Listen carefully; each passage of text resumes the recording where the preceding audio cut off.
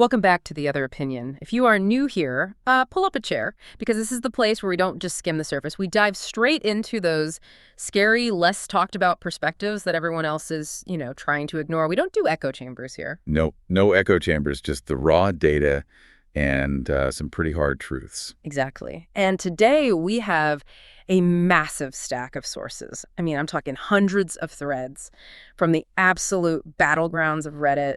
You've got our Snyder Cut, RDC Cinematic, Rock Buddy Snyder Cult, Superman. Our comic book movies, art movies. It's a lot. It's a lot. And we are looking at maybe the most divisive topic in modern pop culture history. It really isn't just a movie debate anymore. Honestly, when you go through these threads, it's a full-blown modern culture war. We're talking about the Snyderverse, that era of DC films helmed by Zack Snyder. But listen, this isn't a movie review show. We're not here to tell you if Batman v Superman is good or bad.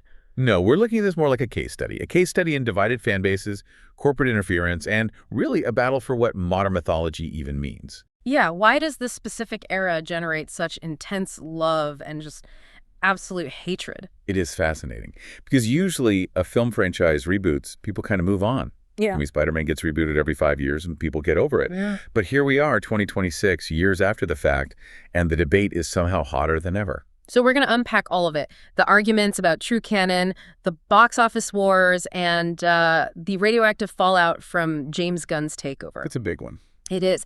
And before we get into the nitty-gritty, just a quick reminder to you listening right now. If you like hearing the other side of the story, go ahead and smash that like button.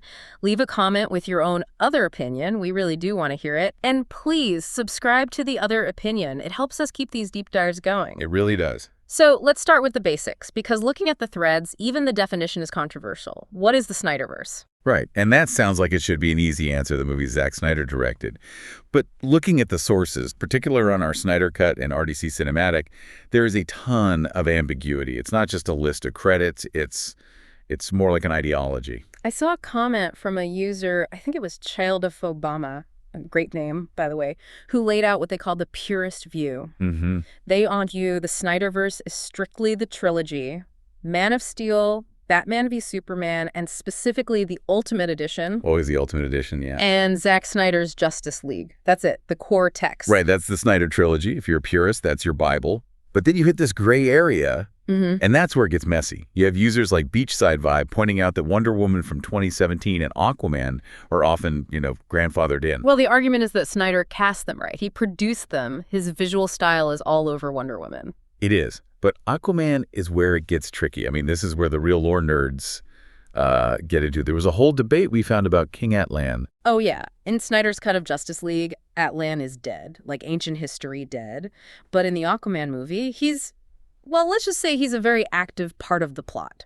It's a direct contradiction in the continuity. And that brings us to the biggest headache of all, Suicide Squad, the 2016 one. Yeah.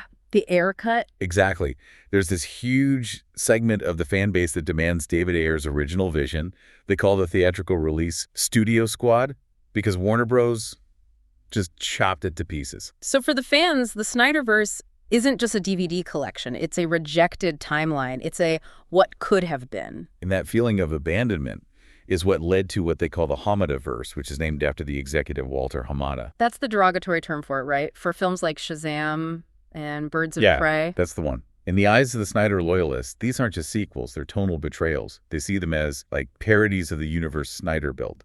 They'll see Shazam doing a floss dance and just say, this is not the same world where Superman snapped a guy's neck. It's like switching from heavy metal to bubblegum pop halfway through the concert. Precisely. And that tonal whiplash is really what fuels so much of the anger. It's not just that they stopped making Snyder movies, it's that they pivoted to something that felt like it was actively mocking the seriousness of the originals. Okay, so we've defined the battlefield. You have the Snyderverse, which is dark, operatic, serious. And then you have the studio output, which is lighter, more comedic. So let's talk about the weapons. The ideological war here it's intense. Oh, it is. On one side, you have the people who absolutely loathe Snyder's take. I was reading through Rock Buddy Snyder Cult, which is as chaotic as it sounds, and this user, Diffaboo, made this stinging comment. They said Snyder fans don't actually want Superman. What do they want? They want Homelander in Superman's outfit. Oof. That is a brutal critique, but it really cuts to the heart of the anti-Snyder argument. The accusation is that Snyder fundamentally misunderstands these characters. Right. And critics point to the fact that his big influences are Watchmen and The Dark Knight Returns. But users like the Skystorm5289 and Highstritch argue he only likes them because they're edgy. Not for the nuance or the satire that's actually in those stories. Yeah. He just likes the dark stuff. Edgy is the word that just keeps coming up. I mean, think about Jimmy Olsen. In the comics, he's Superman's pal, this wholesome photographer. In Batman v Superman, he's a CIA agent who gets shot in the head 5 minutes in. Yeah. And users point to that as like prime evidence of Snyder just being dark for the sake of being dark. Like, why even do that? It's deconstruction. But for his critics, it feels like vandalism. Yeah. And then, of course, you have the no-kill rule. This is the holy grail of comic book debates. Oh, for sure. Batman branding criminals in BVS, which is basically a death sentence in prison, and Superman snapping Zod's neck in Man of Steel, for the purists, that just, it breaks the characters. Batman's one rule is that he doesn't kill. But we have to be fair here. Let's flip the coin. Because the Snyder fans on our Snyder Cut, they have a really robust defense for this stuff. It's not just that they love violence. No, they argue it's about realism. It's about consequences. They do. And it's a compelling argument if you buy the premise.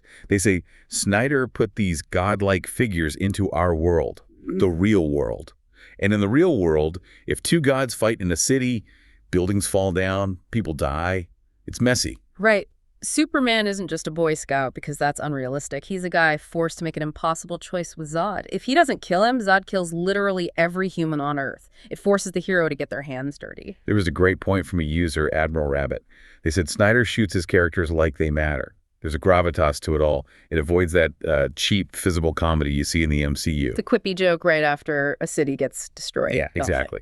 They feel Snyder treats the mythology with the weight of a Greek tragedy. It's the difference between a Saturday morning cartoon and a Wagnerian opera. The emotions are huge. The stakes are biblical. But Snyder sometimes gives his critics the ammunition they need. We have to talk about the prison quote. Oh boy, yes we do. Okay, because this quote gets thrown around constantly in the threads. Snyder once said in an interview, "Batman could get raped in prison in my movie." And context is absolutely key here. He wasn't saying he wanted to see that happen. He was trying to define the difference between movie dark, like Nolan's films, and reality dark. He was saying that in a truly deconstructed world, horrific things happen to heroes. They aren't protected by plot armor. But, understandably, critics take that quote and just use it to paint him as an edgelord who's just in it for shock value. It really just highlights the disconnect. One side sees maturity and adult themes, the other sees adolescent edge. But you know what usually settles these arguments in Hollywood? Money. Money, and this is where it gets really interesting, because both sides claim victory. The financial battlefield. This is where the match gets weaponized. I found this thread started by Homemade Bee 1612, claiming the Snyderverse was one of the most successful franchises ever. They cited a number. $4.9 billion for the first 6 films. Which sounds huge. It is huge. They argued it outperformed the first 6 MCU films, Spider-Man and Transformers. And on paper, that's a strong number. $4.9 billion is nothing to sneeze at. But we have to apply some context here, which users like Jervois and Swoopmot were quick to point out. Right. You can't really compare Snyder's films, which came out at the absolute peak of superhero mania, to the Phase 1 MCU films. Iron Man came out in 2008. It had to build the entire genre from scratch. Snyder was riding a wave that was already at high tide. That's a good point. Iron Man 1 didn't have the same built-in global audience that Batman v Superman did. I mean, everyone on Earth knows who Batman is. You could put Batman on a toaster and it would sell. Exactly. So the counter-argument is all about what they call Avengers money. The expectation was that a movie with Batman and Superman on screen for the first time, that should have been an easy $1.5 billion slam dunk. And Batman v Superman fell short of $1 billion. It did.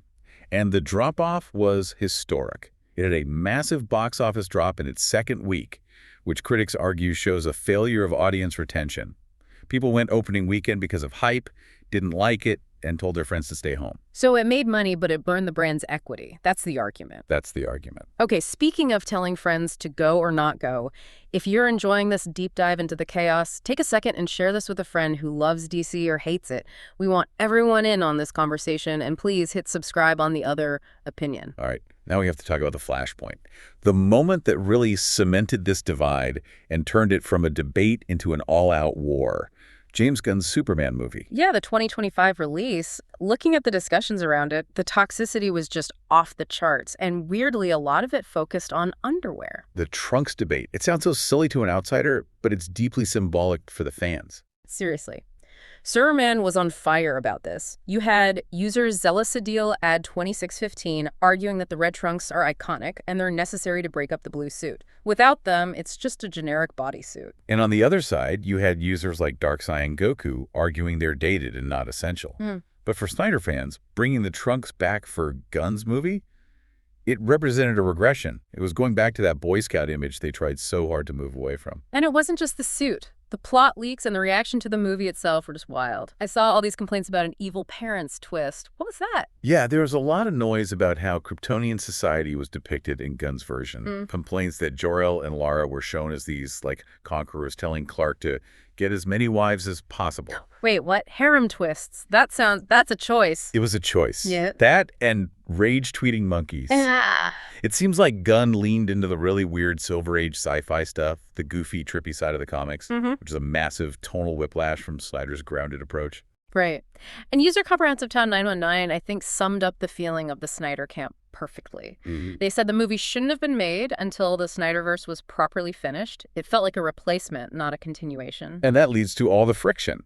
You have Awk Buddy Snyder cult mocking fans for thinking AI-generated pictures of Lobo look better than the actual movie. It's just this constant back and forth of, you're a cultist versus you're a shill. Which brings us to the movement itself. Restore the Snyderverse. I mean, it's been years, and they are still campaigning. They buy billboards, they fly planes with banners over Warner Bros. And that sell the Snyderverse to Netflix theory is my favorite rabbit hole in this whole mess. Mine too. The idea is simple. If Warner Bros. Doesn't want it, fine. Sell it to Netflix. Let Zack go make Justice League 2 and 3 over there. It's a romantic idea. It sounds like a perfect solution for the fans.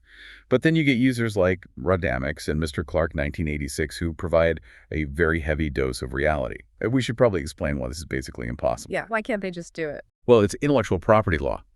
Warner Bros. Owns Batman and Superman. They are the crown jewels of that studio. Licensing them out to Netflix, a direct competitor in the streaming wars, would be corporate suicide. It's like McDonald's letting Burger King sell the Big Mac. Exactly. You don't hand your best weapon to the enemy. And then there's just the logistics. The actors have moved on. Ben Affleck, Henry Cavill, they aren't just sitting by the phone waiting for a call. The contracts would be a nightmare. But the fans, they don't care about the legalities. They care about the story. They care about the ending they were promised and never got. And this is where that cult label gets thrown around so much on Grawl movies. It's a loaded term, for sure. Critics see a group that refuses to accept reality, that harasses executives online. Right. But if you look at it from their perspective, and this is the other opinion, so they feel like a persecuted minority. They finally got a superhero universe that took itself seriously, that spoke to them, and they feel like it was ripped away by corporate panic. They don't want to be called media illiterate just because they prefer Snyder's visuals to Gunn's humor. It's about validation, I think. They want to be told that the thing they loved wasn't a mistake. Exactly. When the studio pivots away so hard, it feels like the studio is saying, you were wrong for liking this. And nobody wants to hear that. So what's the legacy here? Is the Snyderverse just a failure because it didn't reach the finish line? User Zeton2455 had an interesting take on that. They compared it to the pre-MCU Marvel movies like Blade or the Nick Cage Ghost Rider. Okay, I see that. Beloved by some for their unique style, but ultimately a face-planted attempt at a shared universe, a curiosity of film history. See, I prefer the take from user Ecovus. They think it's going to get the Star Wars prequel treatment. Oh. You know, hated in the moment, mocked for the dialogue. But in 10 years, the kids who grew up with Man of Steel are going to look back on it with nostalgia. They'll love it because it was different, not in spite of it. I think that's very likely. Yeah. History tends to be kinder to bold, artistic choices than the box office is in the moment. And the Snyder films, say what you will, they definitely had a voice. They weren't made by a committee. So what does this all mean? I mean, regardless of whether you think Batman v Superman is a masterpiece or a disaster, you have to admit, the Snyderverse achieved something rare. It created a fan base so passionate they are still fighting for it years after the studio has moved on. It represents this massive clash between an auteur vision and the corporate need for a franchise machine. It really does, and it raises a really important question for you, the listener. If the Snyderverse was a deconstruction of heroes, tearing them down to see what makes them tick, and the new DCU is a reconstruction, trying to build them back up, is it even possible for a fan base to ever be satisfied? Or is the conflict itself now the main form of entertainment? Are we just addicted to the war? That is a thought to chew on. Before we sign off, just a quick heads up. This was an AI podcast aimed at providing information.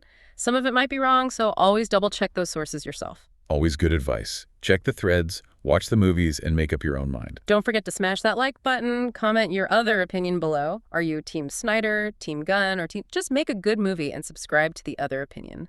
Thanks for listening.